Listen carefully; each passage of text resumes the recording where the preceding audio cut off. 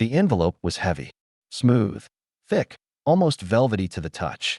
Claire stood in the doorway of her apartment, key still in one hand, mail in the other, as her eyes scanned the gold-embossed letters, Julian Maddox, her ex-husband's name burned through the paper like acid on silk.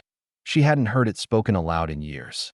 Not since the divorce hearings, the ones where his legal team painted her as a fame-hungry nobody who married him for clout. She could still hear his lawyer's voice describing her as emotionally volatile and publicly embarrassing. He'd buried her reputation beneath court records, gossip blogs, and NDAs. Then he vanished, and now, a party invitation. Claire slipped the card out. A private rooftop gala, formal dress code, RSVP mandatory. The location, the Maddox Tower penthouse. She exhaled slowly. He hadn't even tried to hide it. This wasn't some accidental invite. This was a precision strike, a cruel, calculated stunt designed to pull her back into his world and watch her squirm. She closed the door quietly behind her and moved to the kitchen counter, setting the invitation down like a relic. The windows behind her cast soft late-afternoon light across the countertop, catching the shimmer in the ink. The part of her expected to feel small again. Powerless. But all she felt was stillness, like the surface of deep, dark water right before a storm. She picked up the card again, reading the date. 2 weeks from now. She had time. Claire turned the envelope over and noticed something new. No +1 listed. A pointed gesture. Julian assumed she'd come alone, or not at all. She could almost hear him saying it.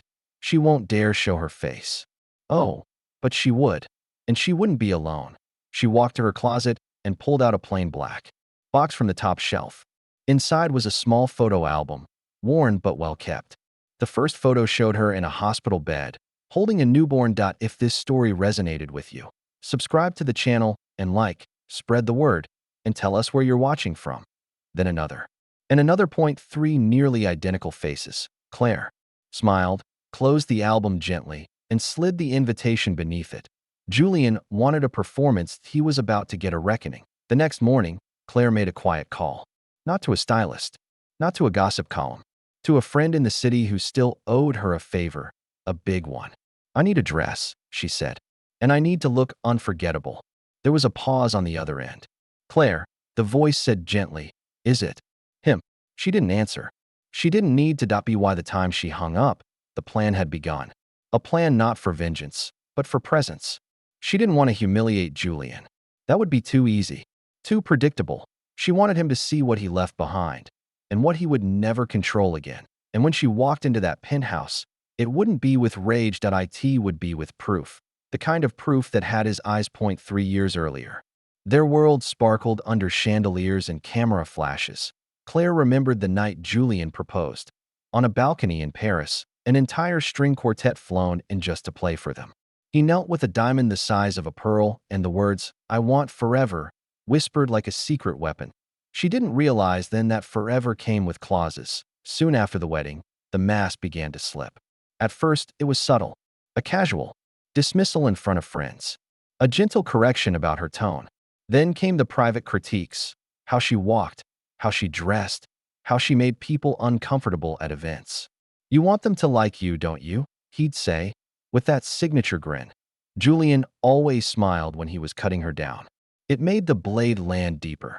When Claire began working on a nonprofit startup, he questioned the finances, then insisted she dissolve it. "It makes me look like I can't provide for my wife," he said. He rewrote the narrative. She didn't need her own ambitions. He had enough success for both of them. Eventually, he made her sign an NDA. Just formality, he'd claimed, to protect the family brand. But the fine print sealed her silence. Financial dependency followed. Every card in her wallet had his name on it. And when they started trying for a child, the gaslighting turned cruel. After a year of failed attempts, Julian would stare at her across the dinner table and say things like, "Maybe you just don't want it enough." He made her believe she was broken, but she wasn't. She was just trapped. One night after another. Argument about her mood swings. Claire sat alone in the bathroom, staring at a pregnancy test. Positive, she didn't tell him, because something deep inside whispered, this child shouldn't be raised in Julian's world. Within 2 weeks, she packed a bag, walked out. No threats, No confrontation. Just the quiet strength of a woman who had decided to live. Julian never followed. Publicly, he pretended to mourn the marriage, told investors she needed space. Privately, he spun his narrative to the press. Claire couldn't handle the pressure. She vanished, and now, 3 years later, she was returning. Not as a shadow, but as a mother. As her own empire. The town was small. So small that Claire didn't need to hide, just blend. A coastal stretch where no one asked too many questions. Where tourists came and went but locals protected their own. The kind of place where the ocean swallowed secrets, and the wind whispered them back only if you listened closely. She arrived there 5 months pregnant and alone, using her mother's maiden name. No one knew who Julian Maddox was. No one cared. And that was what made it perfect. Her belly grew under oversized sweaters. Her laughter slowly returned over coffee with her landlady. And for the first time in years, Claire slept without checking. The door locked twice. She kept her doctor's visits quiet, using cash. Never once did she search Julian online. Never once did she wonder if he was looking for her, because she knew he wasn't. The night she went into labor, the coastal road was flooded. Her neighbor drove her in an old pickup truck to the nearest clinic, 40 minutes inland. She didn't scream. She barely spoke.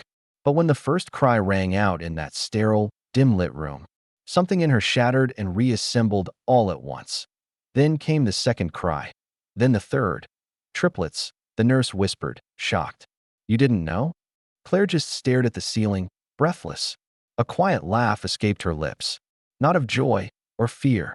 Something deeper, like awe wrapped in disbelief. 3. Not 1.3. Their names came slowly, like waves. Noah. Elias. Jude. 3 boys with Julian's dark lashes and Claire's stormy gray eyes.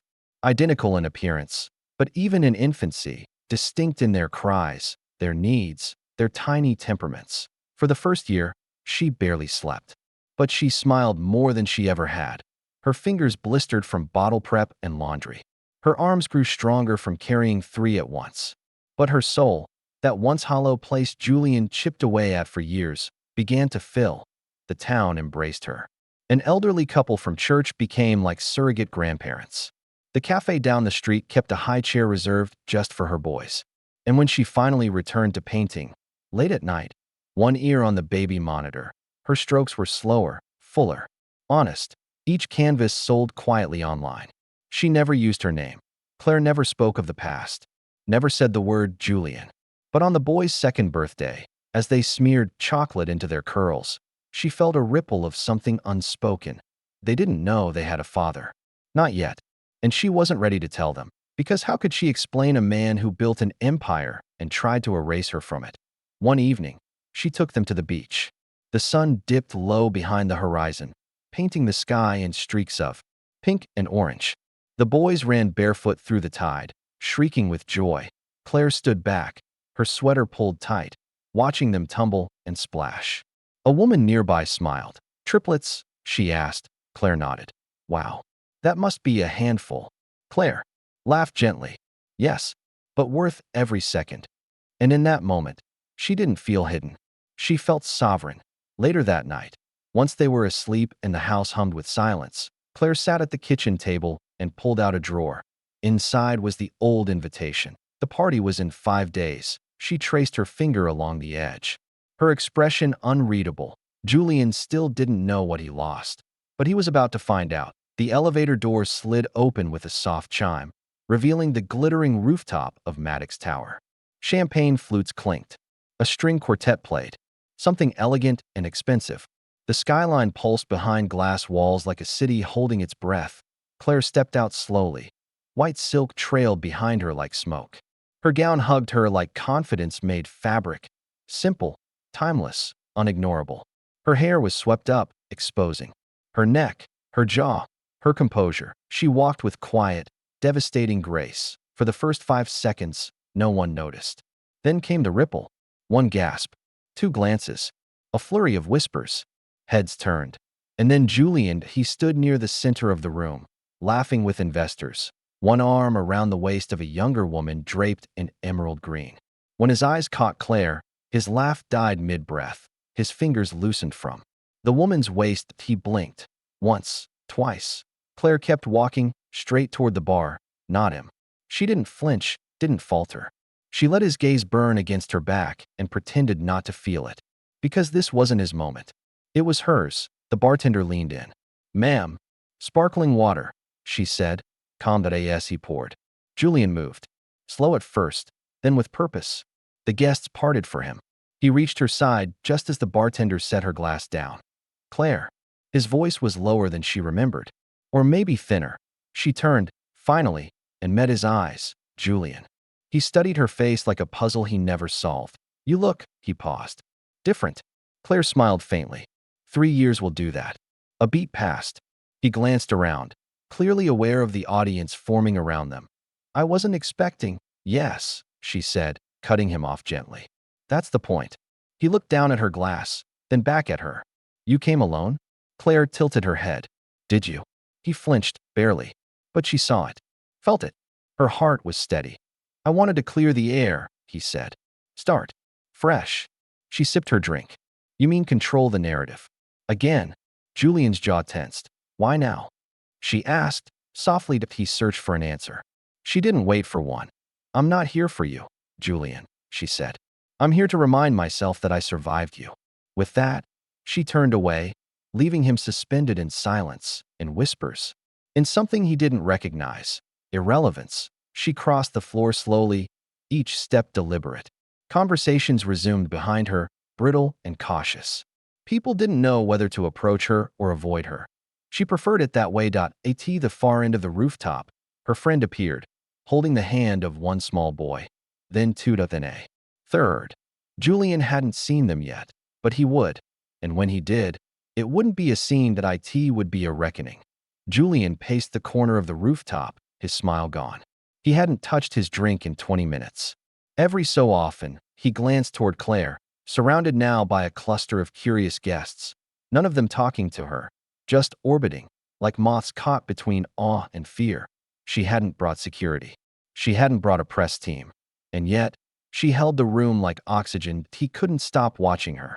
"You were supposed to stay gone," he hissed suddenly, appearing at her side again, voice just low enough for only her to hear. Claire turned to him slowly, her expression unreadable. "You were supposed to stay silent," he added, eyes flickering. She blinked once. Calm, clear, then leaned in slightly, whispering just 5 words. "I never left. I rebuilt." Julian's breath caught. Behind his eyes, something cracked. That wasn't the Claire he remembered. That Claire flinched when he raised his voice. That Claire apologized for his bad moods. This one, she stared through him like glass. "You're making a scene," he muttered, trying to regain footing. Claire's smile didn't waver. "No, Julian. You are. I'm just standing here."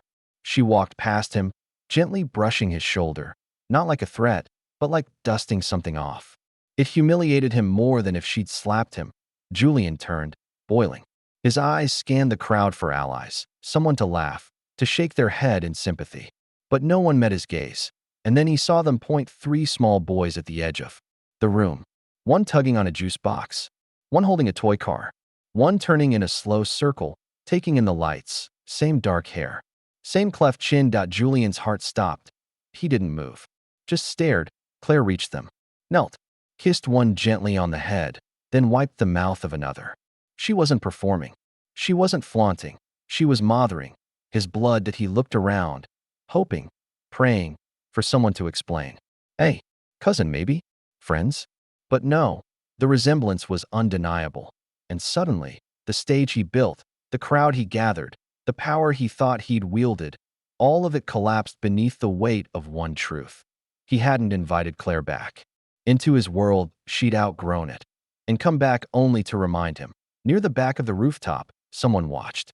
A tall man in a charcoal gray suit, standing half in shadow. His hands folded, expression composed, eyes fixed on Julian, not with anger, but calculation. He turned to one of the event's staff and murmured something. The staffer nodded and disappeared, back. On the floor, Julian finally moved, heading toward the boys, toward Claire, but someone intercepted him, an older guest, hand on his shoulder. "Julian," he said carefully, "you didn't tell us you had children."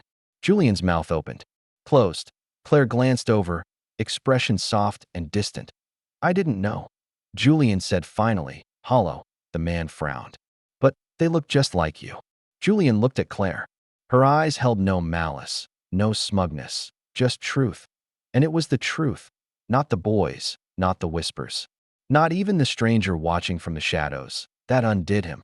Because for once, he couldn't spin it, he couldn't undo what people had seen, he couldn't own what he'd never earned. Claire stepped back, giving them space, letting the moment unfold without orchestration, without performance. The boys walked in slowly, hand in hand, led by her friend Mariana, whose soft voice guided them past the crowd. The smallest of the three clutched a stuffed elephant. Another held a juice box like a prized possession. The tallest blinked up at the lights, unfazed by the stares. Whispers spread like cracks through glass. Julian watched them approach, face blank. Then it happened. The moment when the guests truly saw three identical boys. His chin, his brows, his eyes. Are those? Someone murmured behind a champagne flute. Another voice, sharper. They looked just like him. Julian took one step back. Claire didn't speak. She didn't need to. The silence screamed louder than any accusation. The only sound now was the music, a soft piano melody that suddenly felt absurd. Like a lullaby in a courtroom. One of the boys looked up at Julian and tilted his head curiously. Are you the party man? Julian opened his mouth, then closed it. The crowd waited. Claire knelt beside her sons and smoothed their hair gently. Say hello, she said softly. Hi. They said in scattered unison. Julian flinched like they'd thrown something at him. His voice finally cracked through the tension. Claire, what is this? What does it look like? She asked. Standing again. It's not a trick, Julian. It's biology. You kept them from me? You walked out before I even showed, she said flatly. You didn't just leave me, Julian. You left us. You didn't ask. You never cared. That's not true, he snapped. You disappeared. I escaped, Claire said. There's a difference. More guests gathered now, abandoning their flutes and small talk. Phones remained, holstered, out of respect or fear, but the damage was done. The story had already written itself across every face in the room.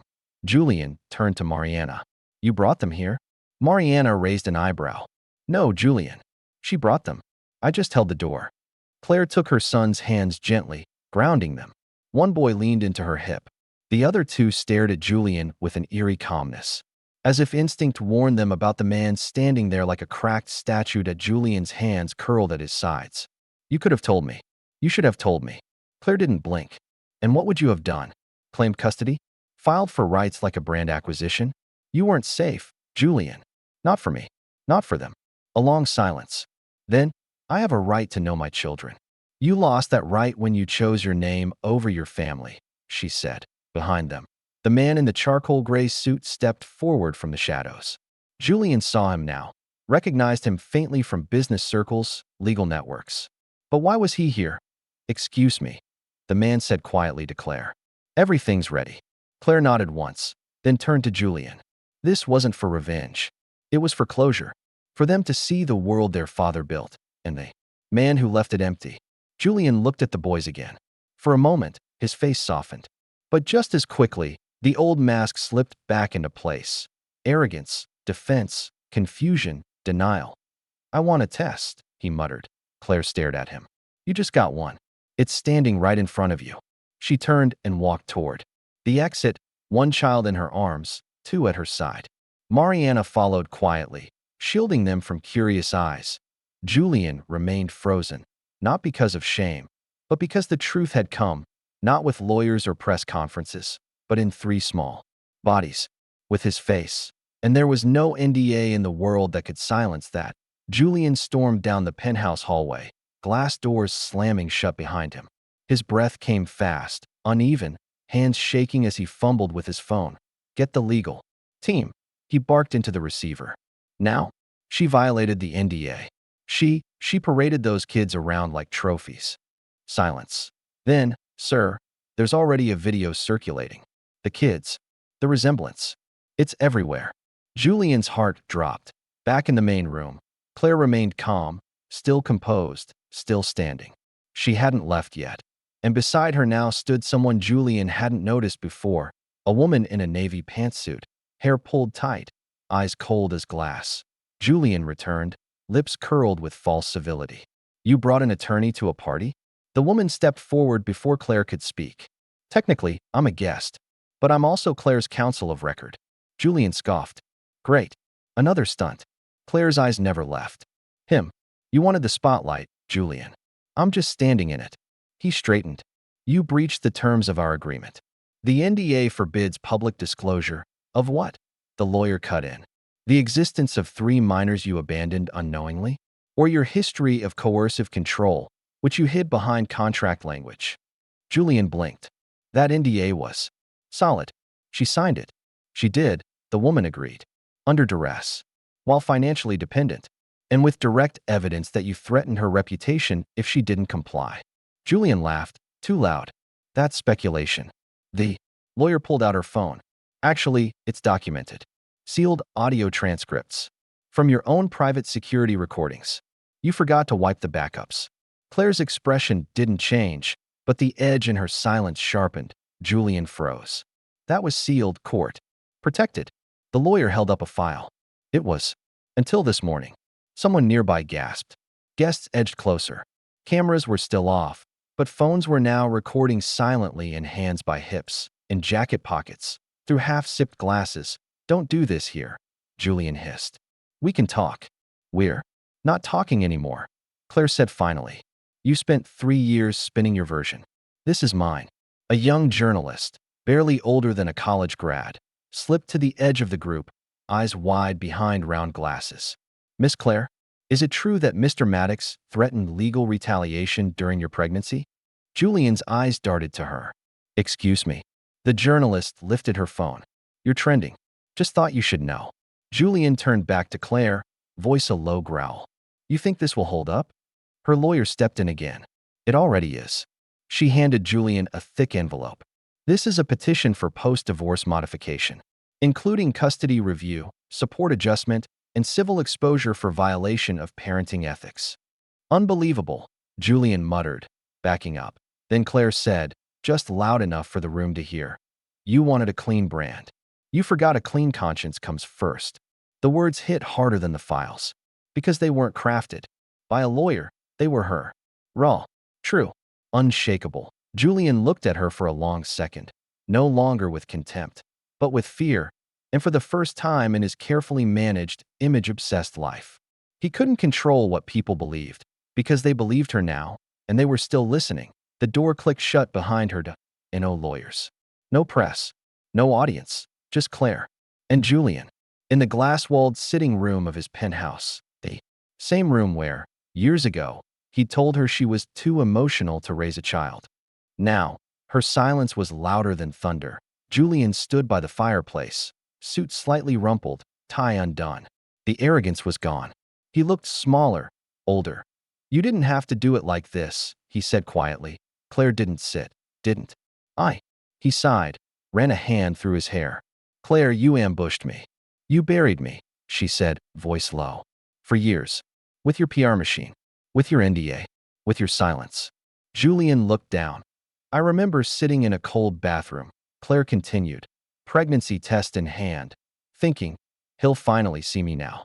He'll want this. But all I saw was your face the night before, telling me I'd make a terrible mother because I cried at a movie. He winced. I never meant. You meant every word, she cut in. You chipped away at me piece by piece until I didn't recognize myself. Until I thought maybe you were right. Maybe I wasn't enough. Julian finally looked at her. But you were. You are.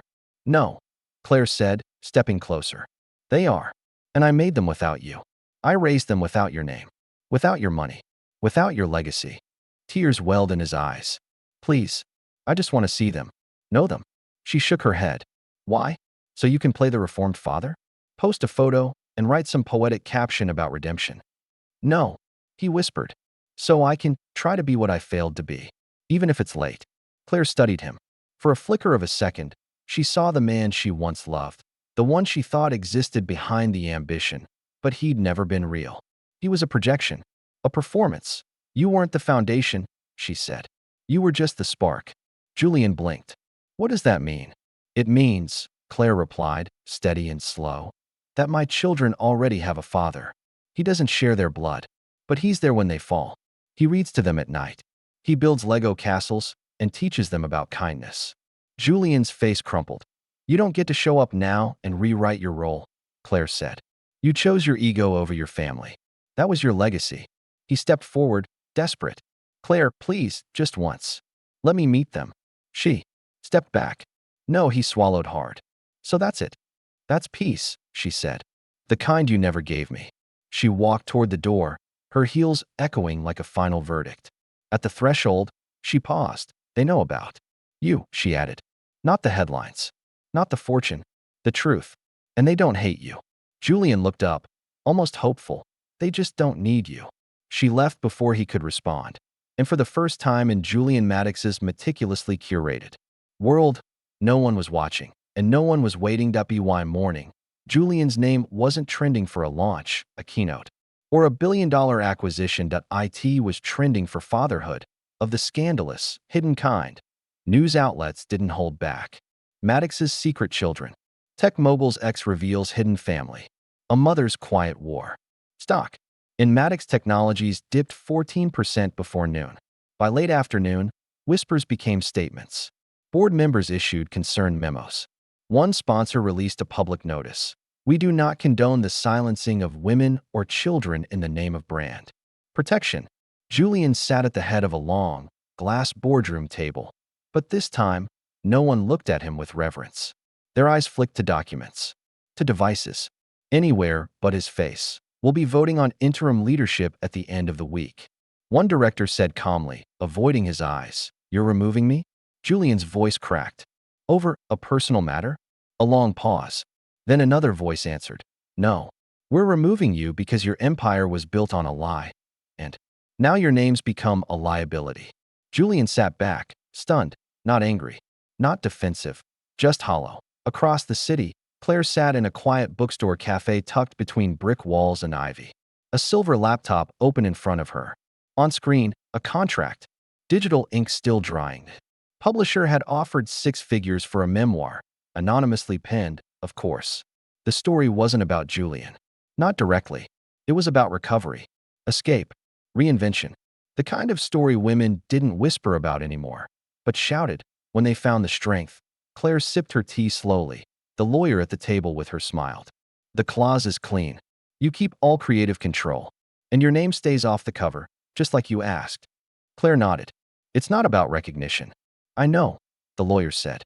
It's about release. She glanced down at her phone. A photo glowed on the screen, 3 boys sitting on a beach towel, tangled in sun hats and juice boxes, faces bright. No paparazzi'd, no chaos. Just joy.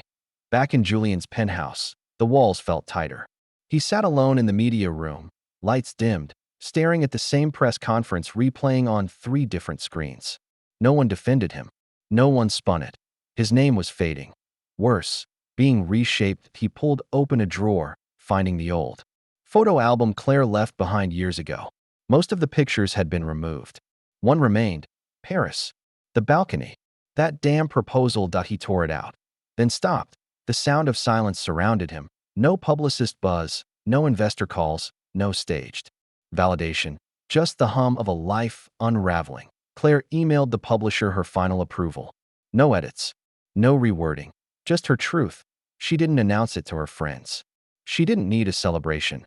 This wasn't revenge. It was release. And unlike Julian's empire, it was built on something real. The pages she sent would outlast the headlines. The cottage smelled like sea salt and lemonwood. Claire opened the windows early each morning, letting the wind breathe through the rooms like a blessing. The boys had grown fast, too fast, she thought sometimes, but they still liked the way their feet sank into wet sand. There were no cameras here. No questions, just gulls in the sky and laughter in the hall. She hadn't spoken Julian's name aloud in months, and she had no intention of starting now. That on a late Tuesday afternoon, Claire sat on the porch with a paperback in her lap, untouched. Her eyes followed the boys, 3 shadows racing up the dunes, collapsing into each other with joy. Their voices rose and fell like song. Inside, her phone buzzed. An email. Subject line. I'm sorry. She didn't open it, didn't even hesitate. Before archiving it, closure didn't come in digital ink. Not for her. Not anymore, that she'd already buried the need for an apology. What she wanted, what she needed, was already here. Later that evening, her youngest knocked over a pitcher of juice at dinner. The middle one burst into tears over a broken toy. Claire laughed gently, cleaned the mess, kissed foreheads. She didn't snap, didn't run, didn't doubt herself. She was a mother, not because someone had called her one, but because she had chosen to be, every single day. Some nights, she still remembered the chandelier parties, the interviews where she was told to smile more, the whispers about how lucky she was to have Julian. Back then, she believed them. She thought strength meant keeping quiet, enduring. Now, strength looked different. It looked like running into waves at sunset with 3 boys screaming beside her. It looked like her hands covered in paint, helping them make messy, ridiculous birthday cards. That it looked like holding her head high in a grocery line when someone recognized her, but said nothing, because they knew. She hadn't burned him down. She'd outgrown him. That it night, when the boys were asleep, she wrote. Not for publishers this time, just for herself. A new story, a quieter one. That she ended each entry with the same line: I survived without applause. And I spoke anyway. One morning, her middle son asked, Mom, were you famous? Claire smiled, tousling his hair. Once, for the wrong things. Do we have a dad? His twin asked, more curious than sad. You do, she said softly. But you don't need to worry about who he was. I'll show you what a good man looks like. They nodded, satisfied, because to them, she wasn't a mystery. She was home. That evening, golden light spilled over the coast. Claire stood alone at the top of the dune, watching the boys run ahead. One turned back, waving with both hands. She waved back, her heart calmed in no stage. No scripts, no scars she hadn't earned. Just her voice, and the peace of knowing it had finally been heard. It began with a door tall, gold-framed, polished to a mirror's shine. Claire stepped through it not as a guest, but as a reckoning. She remembered the way the music dulled for a heartbeat the moment she entered. The string quartet still played, but the room seemed to inhale. A flicker of silence passed between wine glasses and whispered names. Faces turned, eyes widened. Someone dropped a fork. She kept walking. White silk moved with her like moonlight. Her shoulders straight, her gaze steady. No theatrics, no entourage, just one woman, and a storm trailing quietly behind her. Julian saw her before his brain caught up. For a split second, he smiled. Reflex, practiced, then she smiled back, and everything changed, because her smile wasn't soft. It was sovereign. People didn't speak Claire's name anymore. They felt it. Her silence had once been survival. Now, it was declaration. And Julian, surrounded by his curated world, felt that silence press against his ribs like a weight he couldn't lift. He had invited her here to control the narrative again, to reduce her back into that fragile, forgotten wife, the one he'd erased with edits and NDAs. But she'd walked in with 3 truths too loud to ignore, and they each had his eyes. She didn't need to shout. The room spoke for her, every glance, every whisper, every sip halted midair. Not out of pity, not even scandal, out of awe, because Claire wasn't a return. She was a revelation. And for the first time, Julian was no longer the one being looked at. She moved through the crowd slowly, not seeking anyone, just being. That was the power, presence, the kind that doesn't perform. It simply arrives and stays. Julian approached her later, jaw tight, voice low. What are you doing here? She didn't answer right away. She let the question hang. Let him hear how small it sounded in this room he once ruled. Then, evenly, she said, You invited me. You were supposed to stay gone. She tilted her head. You don't get to script my silence anymore. That was when the murmurs began, as her friend stepped in from the elevator with the boys. As gasps rippled and champagne stilled. The truth didn't need permission now. It entered the party wearing toddler shoes, and Julian unraveled that in the days that followed, stories would focus on the scandal, the fallout, the fortune lost. But this moment, the one the cameras missed, was the moment everything shifted, because control isn't always taken with a fight. Sometimes it's taken with grace. Sometimes it's taken by simply standing still and refusing to shrink. Claire never looked back that night. Not once. She left the way she came, in light. She didn't need to win a war. She didn't need revenge. She had rewritten the rules that he brought power. She brought truth. He brought spectacle. She brought reality.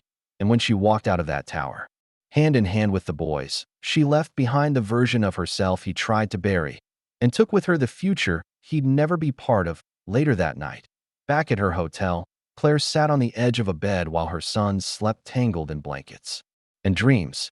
Her reflection in the mirror looked different now, not because she was stronger, but because she had stopped apologizing for being whole. The party didn't change her. It revealed her, and in doing so, it ended the last thing Julian ever held over her, the silence.